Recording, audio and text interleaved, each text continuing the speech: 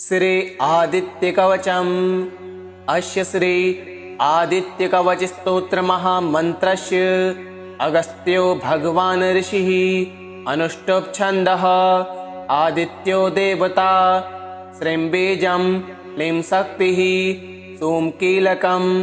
मम आदित्यप्रसाद सिद्ध्यर्थे जपे विनियोगः। जपा कुसुमसङ्काशं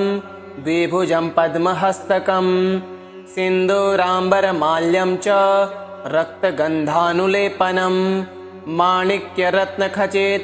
सर्वाभरणभूषितं सप्ताश्वरथवाहं तु मेरुं चैव प्रदक्षिणं देवासुरवरैर्वन्द्यं धरणिभिः परिसेवितं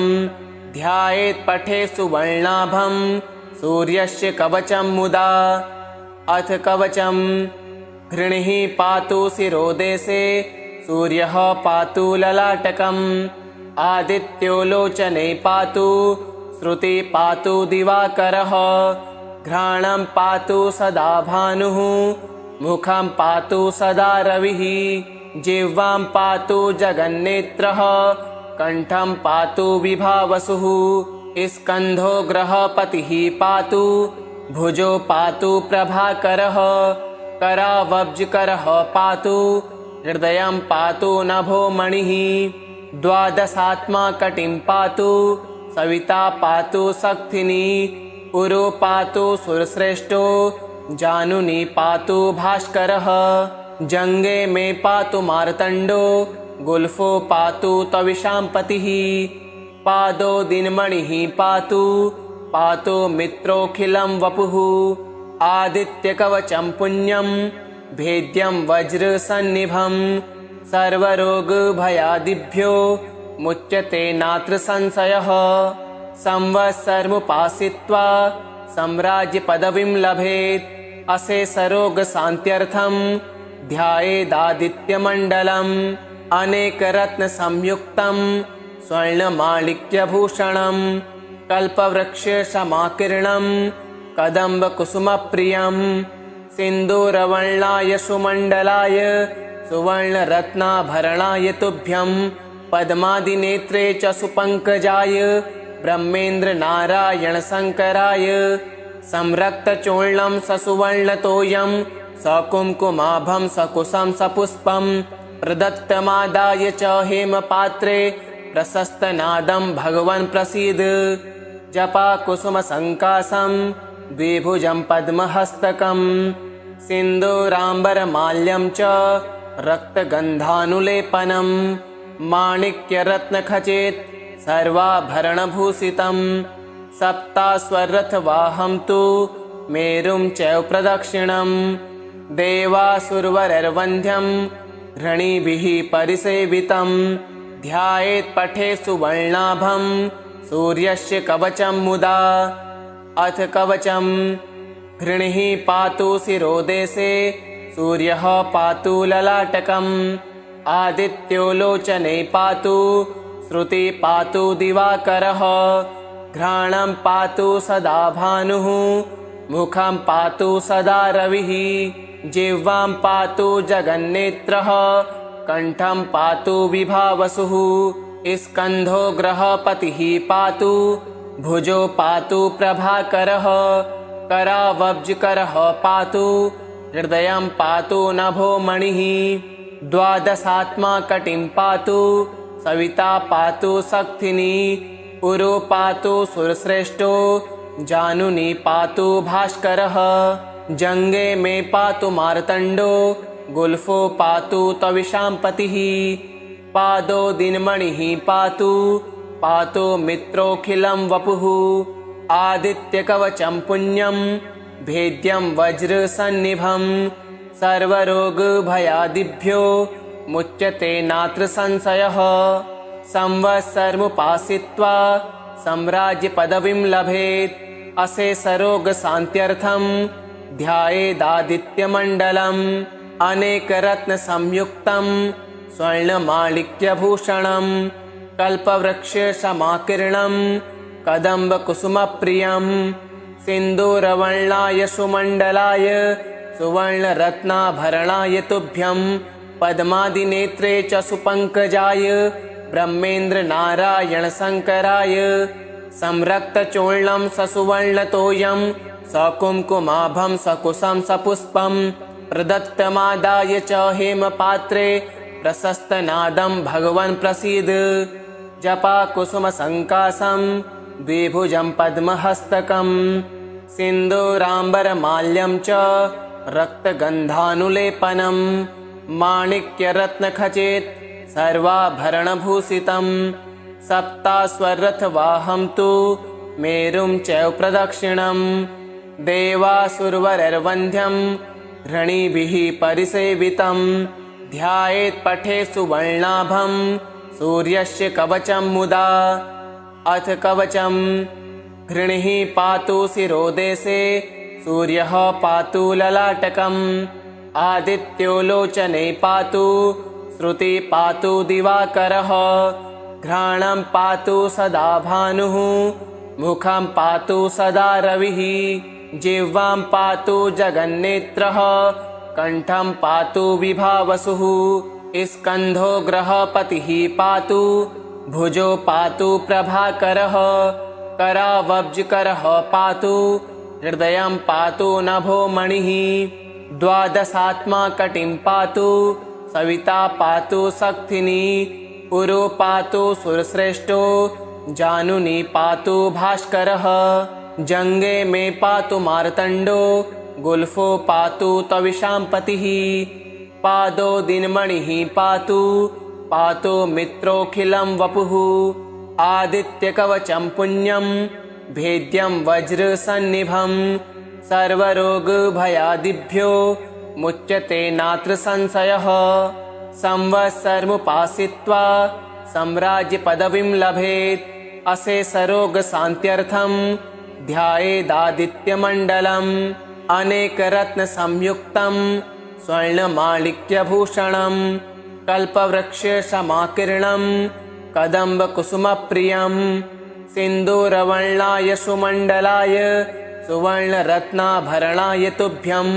पद्मादिनेत्रे च सुपङ्कजाय ब्रह्मेन्द्र नारायण शङ्कराय संरक्तचूर्णं ससुवर्णतोयं सकुङ्कुमाभं सकुशं सपुष्पं प्रदत्तमादाय च हेमपात्रे प्रशस्तनादं भगवन् प्रसीद जपाकुसुमसङ्काशं द्विभुजं पद्महस्तकं सिन्दूराम्बरमाल्यं च रक्तगन्धानुलेपनं माणिक्यरत्नखचित सर्वाभरणभूषितं सप्ताश्वरथवाहं तु मेरुं चैव प्रदक्षिणं देवासुरवरैर्वन्द्यं ऋणिभिः परिसेवितं ध्यायेत् पठेत् सुवर्णाभं सूर्यस्य कवचं मुदा अथ कवचं घृणिः पातु शिरोदेशे सूर्यः पातु ललाटकम् आदित्यो लोचने पातु श्रुति पातु दिवाकरः घ्राणं पातु सदा भानुः मुखं पातु सदा रविः जिह्वां पातु जगन्नेत्रः कण्ठं पातु विभावसुः स्कन्धो ग्रहपतिः पातु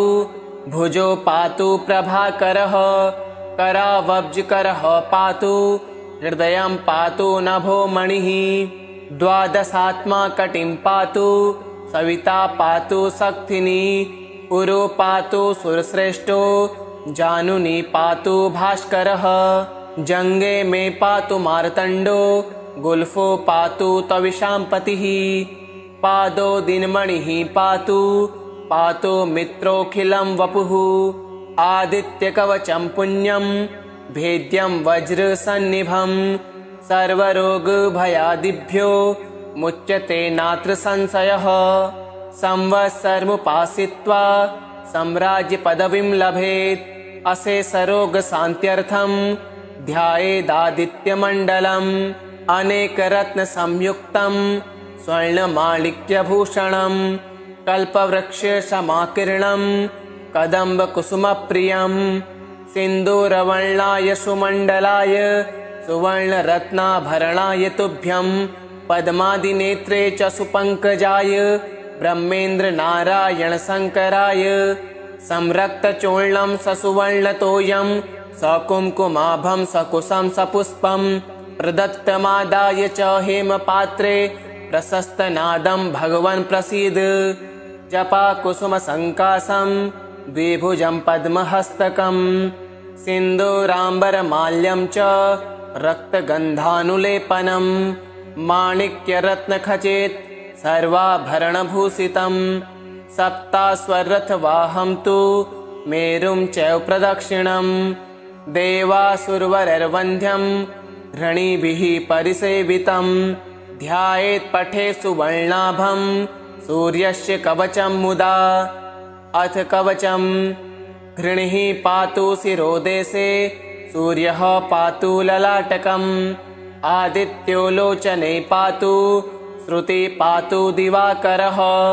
घ्राणं पातु सदा भानुः मुखं पातु सदा रविः जिह्वां पातु जगन्नेत्रः कण्ठं पातु विभावसुः स्कन्धो ग्रहपतिः पातु भुजो पातु प्रभाकरः करावब्जकरः पातु हृदयं पातु नभो मणिः द्वादशात्मा कटिं पातु सविता पातु शक्तिनी उरो पातु सुरश्रेष्ठो जानुनी पातु भास्करः जङ्गे मे पातु मार्तण्डो गुल्फो पातु तविषां पतिः पादो दिनमणिः पातु पातु मित्रोऽखिलं वपुः आदित्यकवचं पुण्यं भेद्यं वज्रसन्निभं सर्वरोगभयादिभ्यो मुच्यते नात्र संशयः संवत्सरमुपासित्वा साम्राज्यपदवीं लभेत् अशेषरोगशान्त्यर्थं ध्यायेदादित्यमण्डलम् अनेकरत्नसंयुक्तं स्वर्णमाणिक्यभूषणं कल्पवृक्षसमाकीर्णं कदम्बकुसुमप्रियं सिन्दूरवर्णाय सुमण्डलाय सुवर्णरत्नाभरणाय तुभ्यं पद्मादिनेत्रे च सुपङ्कजाय ब्रह्मेन्द्रनारायणशङ्कराय संरक्तचूर्णं ससुवर्णतोयं सकुङ्कुमाभं सकुशं सपुष्पं प्रदत्तमादाय च हेमपात्रे प्रशस्तनादं भगवन् प्रसीद। जपाकुसुमसङ्काशं द्विभुजं पद्महस्तकं सिन्दूराम्बरमाल्यं च रक्तगन्धानुलेपनं माणिक्यरत्नखचित सर्वाभरणभूषितं सप्ताश्वरथवाहं तु मेरुं चैव प्रदक्षिणं देवासुरवरैर्वन्द्यं धरणिभिः परिसेवितं ध्यायेत् पठेत् सुवर्णाभं सूर्यस्य कवचं मुदा। अथ कवचं घृणिः पातु शिरोदेशे सूर्यः पातु ललाटकम् आदित्यो लोचने पातु श्रुति पातु दिवाकरः घ्राणं पातु सदा भानुः मुखं पातु सदा रविः जिह्वां पातु जगन्नेत्रः कण्ठं पातु विभावसुः स्कन्धो ग्रहपतिः पातु भुजो पातु प्रभाकरः करावब्जकरः पातु हृदयं पातु नभो मणिः द्वादशात्मा कटिं पातु सविता पातु शक्तिनी उरो पातु सुरश्रेष्ठो जानुनी पातु भास्करः जङ्गे मे पातु मार्तण्डो गुल्फो पातु तविषां पतिः पादो दिनमणिः पातु पातु मित्रोऽखिलं वपुः आदित्यकवचं पुण्यं भेद्यं वज्रसन्निभं सर्वरोगभयादिभ्यो मुच्यते नात्र संशयः संवत्सरमुपासित्वा साम्राज्यपदवीं लभेत् अशेषरोगशान्त्यर्थं ध्यायेदादित्यमण्डलम् अनेकरत्नसंयुक्तं स्वर्णमाणिक्यभूषणं कल्पवृक्षसमाकीर्णं कदम्बकुसुमप्रियं सिन्दूरवर्णाय सुमण्डलाय सुवर्णरत्नाभरणाय तुभ्यं पद्मादिनेत्रे च सुपङ्कजाय ब्रह्मेन्द्रनारायणशङ्कराय संरक्तचूर्णं ससुवर्णतोयं सकुङ्कुमाभं सकुशं सपुष्पं प्रदत्तमादाय च हेमपात्रे प्रशस्तनादं भगवन् प्रसीद। जपाकुसुमसङ्काशं द्विभुजं पद्महस्तकं सिन्दूराम्बरमाल्यं च रक्तगन्धानुलेपनं माणिक्यरत्नखचित सर्वाभरणभूषितं सप्ताश्वरथवाहं तु मेरुं चैव प्रदक्षिणं देवासुरवरैर्वन्द्यं घृणिभिः परिसेवितं ध्यायेत् पठेत् सुवर्णाभं सूर्यस्य कवचं मुदा। अथ कवचं घृणिः पातु शिरोदेशे सूर्यः पातु ललाटकम् आदित्यो लोचने पातु श्रुति पातु दिवाकरः घ्राणं पातु सदा भानुः मुखं पातु सदा रविः जिह्वां पातु जगन्नेत्रः कण्ठं पातु विभावसुः स्कन्धो ग्रहपतिः पातु भुजो पातु प्रभाकरः करावब्जकरः पातु हृदयं पातु नभो मणिः द्वादशात्मा कटिं पातु सविता पातु शक्तिनी उरो पातु सुरश्रेष्ठो जानुनी पातु भास्करः जङ्गे मे पातु मार्तण्डो गुल्फो पातु तविशाम्पतिः पादो दिनमणिः पातु पातु मित्रोऽखिलं वपुः आदित्यकवचं पुण्यं भेद्यं वज्रसन्निभं सर्वरोगभयादिभ्यो मुच्यते नात्र संशयः संवत्सरमुपासित्वा सम्राज्यपदवीं लभेत् अशेषरोगशान्त्यर्थं ध्यायेदादित्यमण्डलम् अनेकरत्नसंयुक्तं स्वर्णमाणिक्यभूषणं कल्पवृक्षसमाकीर्णं कदम्बकुसुमप्रियं सिन्दूरवर्णाय सुमण्डलाय सुवर्णरत्नाभरणाय तुभ्यं पद्मादिनेत्रे च सुपङ्कजाय ब्रह्मेन्द्रनारायणशङ्कराय संरक्तचूर्णं ससुवर्णतोयं सकुङ्कुमाभं सकुशं सपुष्पं प्रदत्तमादाय च हेमपात्रे प्रशस्तनादं भगवन् प्रसीद। जपाकुसुमसङ्काशं द्विभुजं पद्महस्तकं सिन्दूराम्बरमाल्यं च रक्तगन्धानुलेपनं माणिक्यरत्नखचित सर्वाभरणभूषितं सप्ताश्वरथवाहं तु मेरुं चैव प्रदक्षिणं देवासुरवरैर्वन्द्यं घृणिभिः परिसेवितं ध्यायेत् पठेत् सुवर्णाभं सूर्यस्य कवचं मुदा। अथ कवचं घृणिः पातु शिरोदेशे सूर्यः पातु ललाटकम् आदित्यो लोचने पातु श्रुति पातु दिवाकरः घ्राणं पातु सदा भानुः मुखं पातु सदा रविः जिह्वां पातु जगन्नेत्रः कण्ठं पातु विभावसुः स्कन्धो ग्रहपतिः पातु भुजो पातु प्रभाकरः करावब्जकरः पातु हृदयं पातु नभो मणिः द्वादशात्मा कटिं पातु सविता पातु शक्तिनी उरो पातु सुरश्रेष्ठो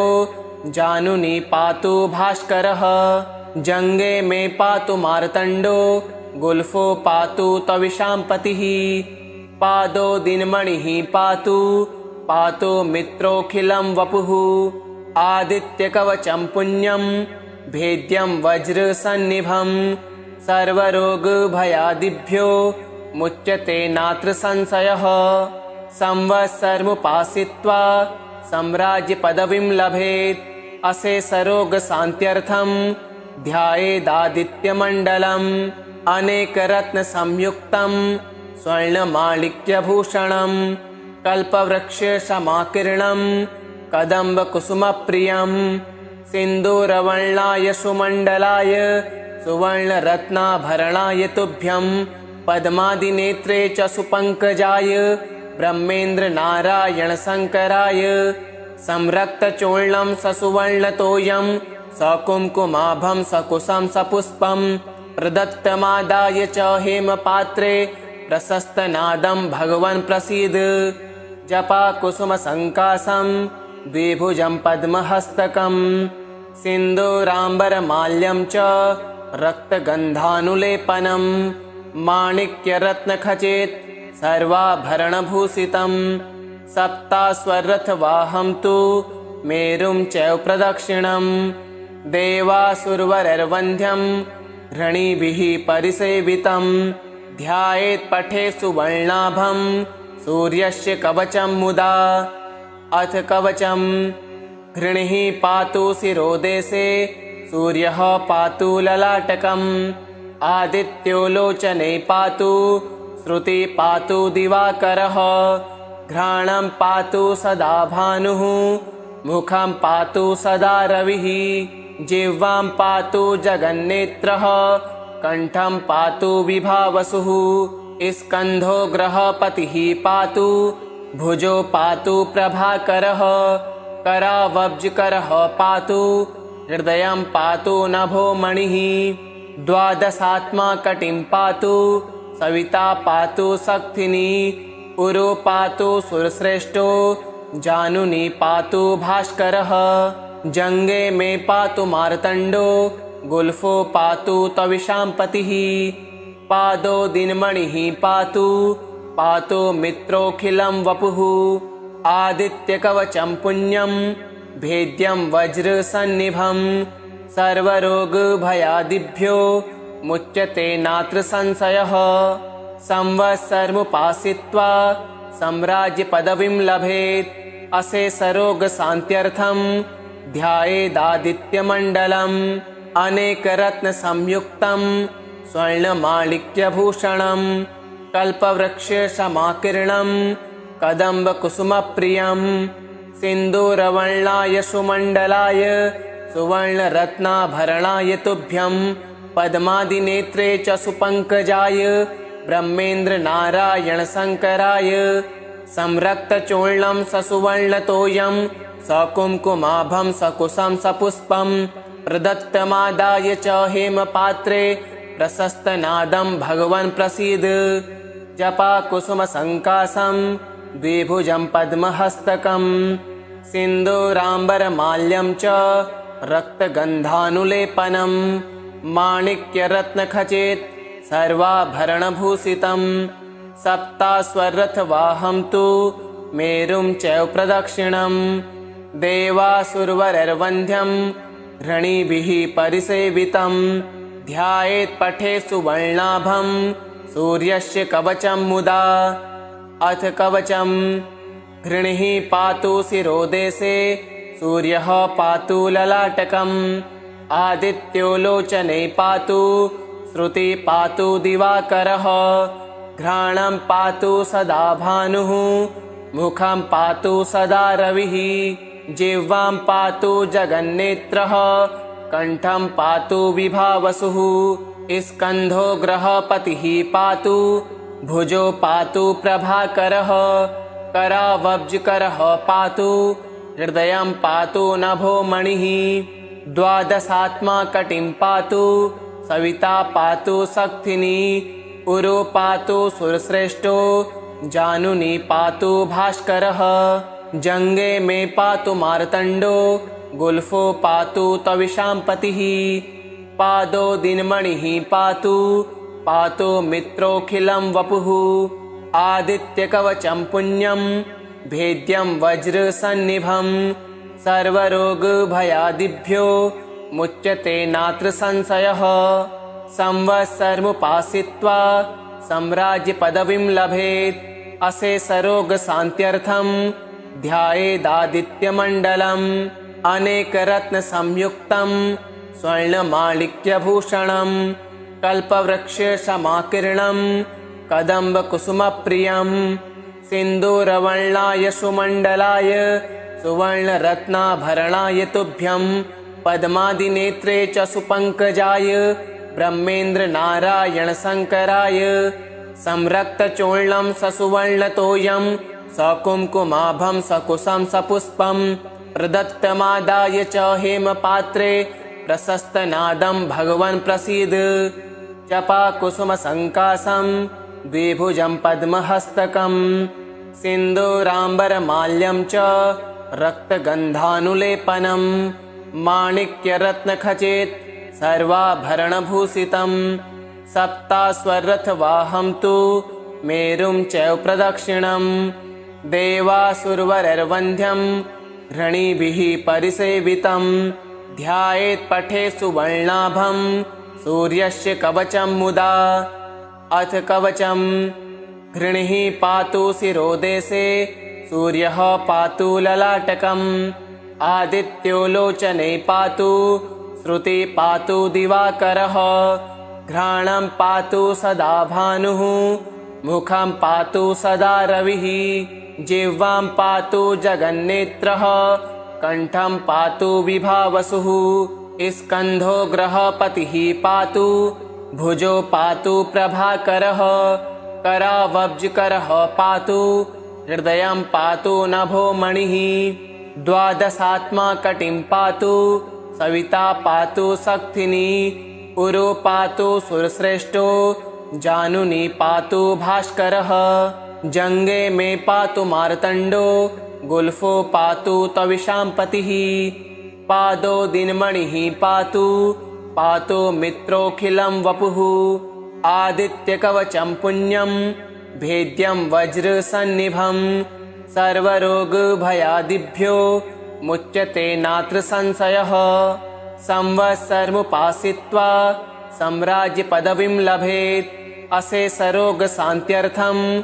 ध्यायेदादित्यमण्डलम् अनेकरत्नसंयुक्तं स्वर्णमाणिक्यभूषणं कल्पवृक्षसमाकीर्णं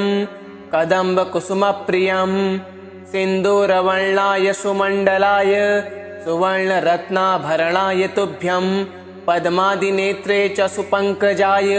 ब्रह्मेन्द्रनारायणशङ्कराय संरक्तचूर्णं ससुवर्णतोयं सकुङ्कुमाभं सकुशं सपुष्पं प्रदत्तमादाय च हेमपात्रे प्रशस्तनादं भगवन् प्रसीद। इति श्री आदित्यकवचं सम्पूर्णम्।